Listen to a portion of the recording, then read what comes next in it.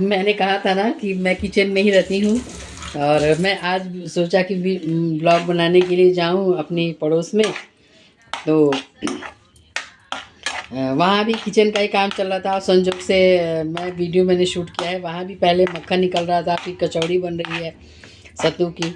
अब वहाँ मैं देख के आई कि सत्तू की कचौड़ी बन रही है, तो मैंने सोचा कि चलो भाई, वहाँ सत्तू की कचौड़ी बन रही है तो यहाँ मैं मटर की कचौड़ी बना देती हूँ। तो ये देखिए, ये मैंने फ्रोज़न मटर लिया है दोस्तों, क्योंकि मुझे ऐसा लगता है कि कचौड़ी के लिए फ्रोज़न मटर जो है वो बेस्ट होता है। क्योंकि जब हम फ्रेश मटर लेते हैं तो बहुत टाइम टेकिंग हो जाता है उसको पकने में, और फिर उसको मैश करना में वो टेस्ट नहीं आता। तो अधिकतर मैं, जबकि ये मौसम चल रहा है मटर का ही, लेकिन मैंने ये फ्रोज़न मटर लिया है। उसमें मैंने हल्का सा गरम मसाला डाल दिया, चाट मसाला डाल दिया।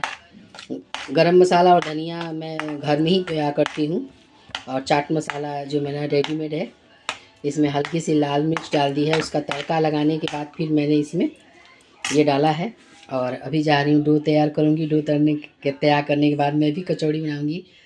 तो अभी 2 दिन से लगातार आप लोग को खाने पर ही वीडियो मिल रहे हैं।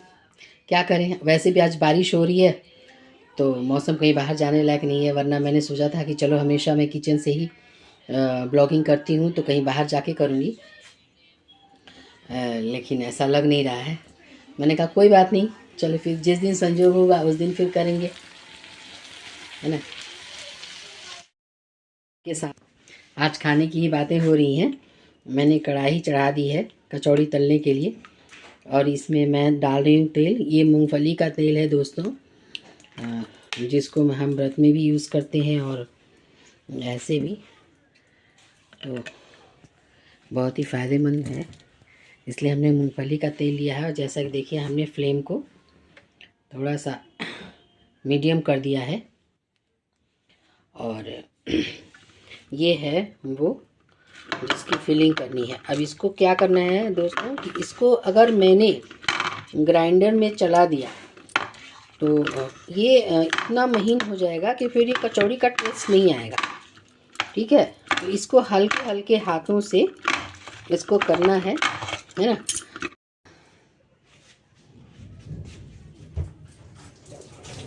तो देखिए दोस्तों, इसको मैंने कढ़ाई को गरम करने के लिए रख दिया है, और इसको अब मैं दोनों हाथों से पकड़ करके मैश कर रही हूँ। क्योंकि अगर मैं इसको ग्राइंडर में करूँगी तो ये इतना पेस्ट जैसा बन जाएगा, तो फिर ये मटर की कचौड़ी का जो ओरिजिनल टेस्ट है, जो ट्रेडिशनल टेस्ट है, वो नहीं आएगा। और नहीं आएगा तो फिर वो बात नहीं आएगी। इसलिए थोड़ी सी इसको, और इसीलिए मैंने कहा था स्टार्टिंग में ही कि मटर की कचौड़ी को बनाते वक्त मैं प्रीफर करती हूँ फ्रोज़न मटर, क्योंकि वो जल्दी से पक जाता है और अच्छे से पकता है। वरना जो ताज़ा मटर है, एक तो बहुत ज़्यादा टाइम टेकिंग होता है, और टाइम को अगर हटा भी दिया जाए तो उसको इतने अच्छे से मैश नहीं किया जा पाता, वो सूख सा जाता है, वो पकाने पर सूख सा जाता है, इसलिए ये टेस्ट नहीं आता।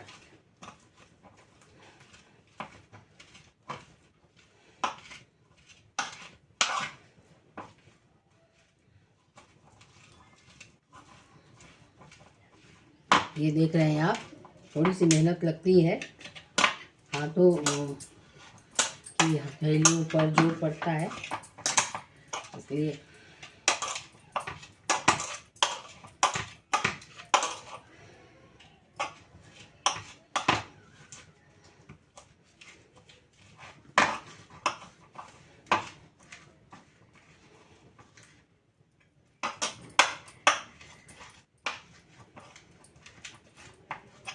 जब तक तेल गरम हो रहा है दोस्तों, तब तक ये फिलिंग का तैयार हो जाएगा। और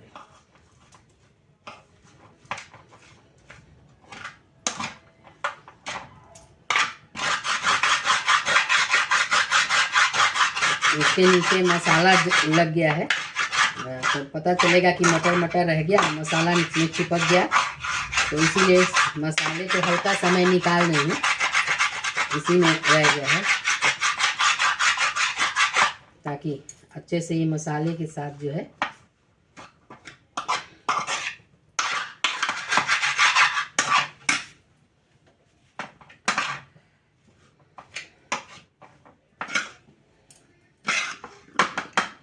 ये देखिए दोस्तों, ये इस फॉर्म में आ गया। जो साबुत मटर था वो इस फॉर्म में आ गया, देख रहे हैं आप। अब इसकी फिलिंग करनी पड़ेगी पूरी सावधानी से।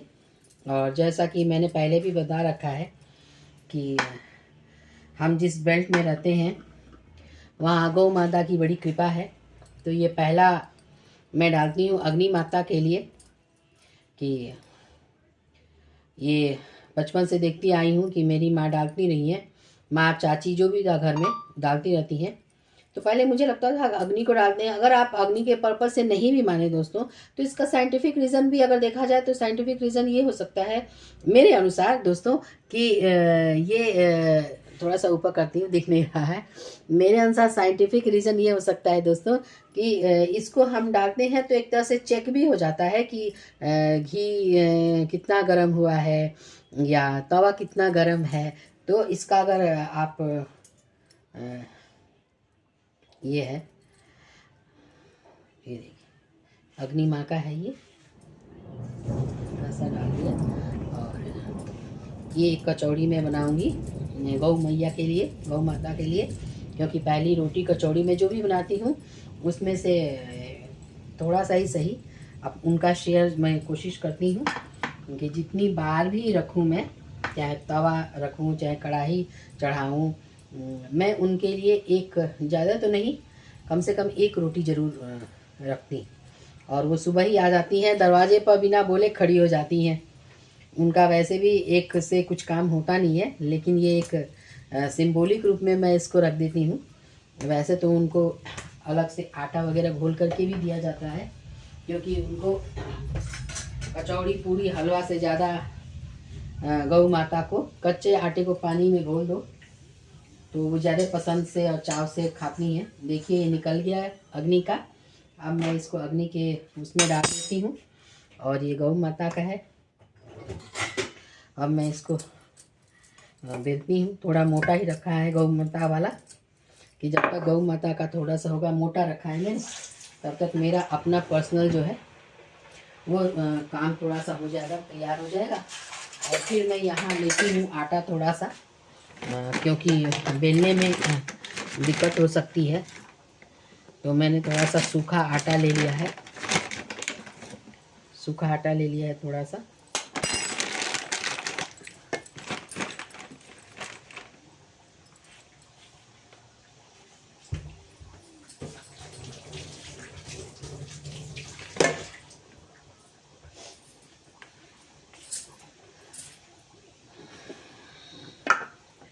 अब मैं इसको पतला पतला डो बनाऊंगी।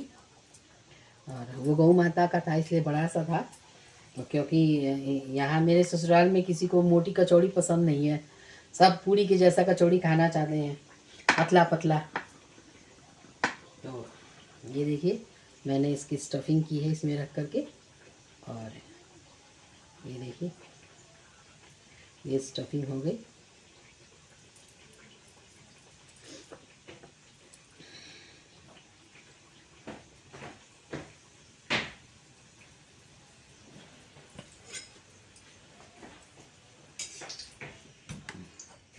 ये गौ माता का है, धीरे धीरे अपना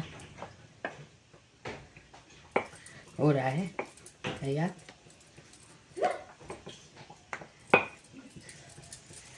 लाइट चली गई है इन्वर्टर की वजह से, कोई परेशानी नहीं हो रही है, वरना दिक्कत हो जाती, क्योंकि मौसम ऐसा है कि लाइट तो जानी ही है।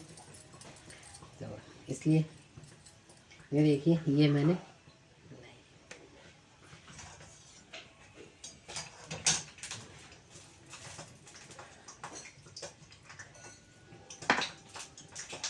एक तरह से देखा जाए दोस्तों तो इसमें पानी नहीं डाला गया है। तो अगर हम चाहें तो इसको अच्छे से थोड़ा सा मोयन वगैरह, मतलब आटे में थोड़ा सा घी वगैरह अगर हम ज़्यादा डाल दें तो ये आपको आसानी से 10-15 दिन चल जाएगा ठंडे के मौसम में। ये कचौड़ी अब बना के रख के और खाते रहो। जैसे दाल की कचौड़ी बनती है ना, मिलती है रेस्टोरेंट में, वैसे ही आपको ये लेकिन उससे ज़्यादा टेस्टी लगता है ये।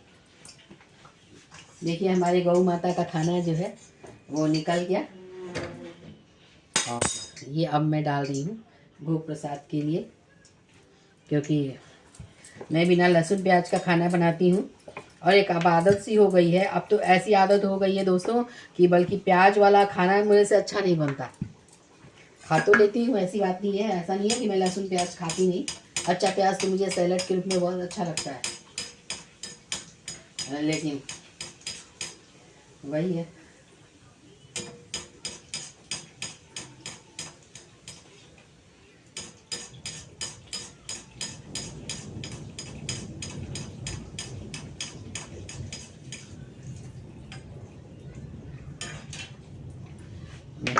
जा रही हूँ मैं, बना लूँ भोग लगाने लायक पहले बना लूँगी, फिर मैं दूसरा काम करूँगी।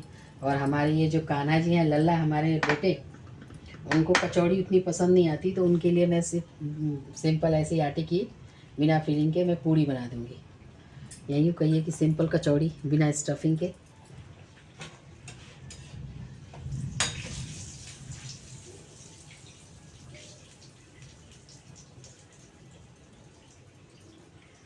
तो आप देखिएगा और ट्राई कीजिएगा कि मटर की कचौड़ी, और कैसी बनी है हमें कमेंट में लिख के ज़रूर बताइएगा।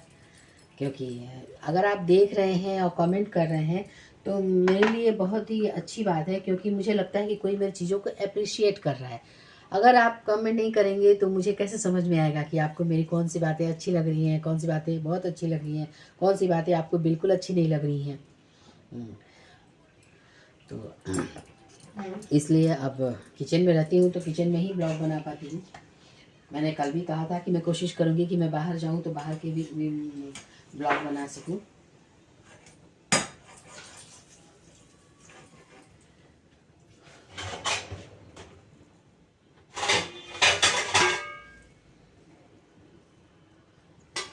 ये देखिए कचौड़ियाँ भाप बन के आ रहा है, इसलिए आप लोग वो कर पा रहे हैं।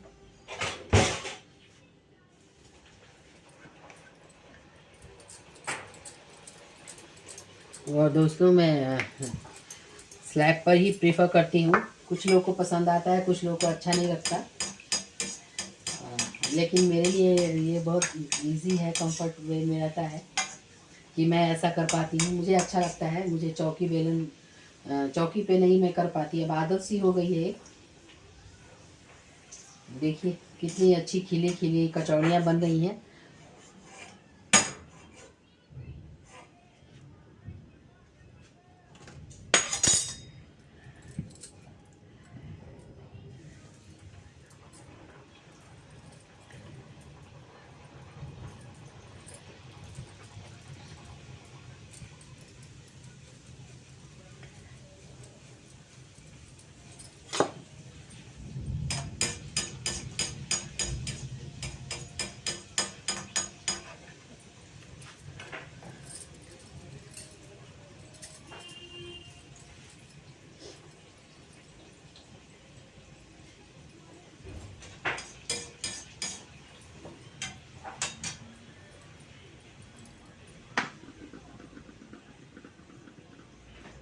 और अच्छी खासी फीलिंग आ रही है, ऐसा नहीं है, एक छोटी सी है लेकिन फीलिंग बहुत इसमें ज़्यादा आ रही है। Excuse me.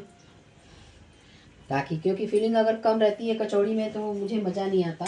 सबकी अपनी अपनी पर्सनल चॉइस है, लेकिन कचौड़ी भले पतली हो लेकिन फीलिंग बहुत अच्छी होनी चाहिए। जो उसमें जो डो का मसाला है वो अच्छी खासी क्वांटिटी में होना चाहिए, तभी मज़ा आता है। तभी तो लगेगा भाई कि आप खा रहे हो कचौड़ी। अगर उसमें कुछ मिलेगा ही नहीं तो फिर कचौड़ी कैसे आप खानी होगी। इसलिए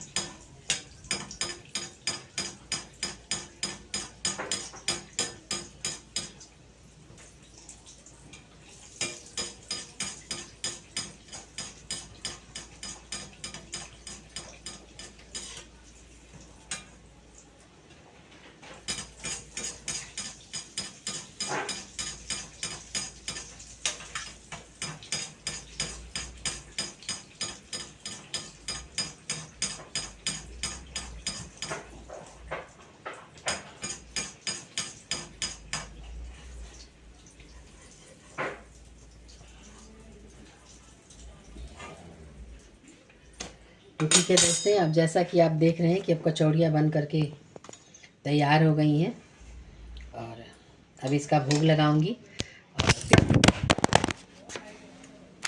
सॉरी, मोबाइल गिर गया।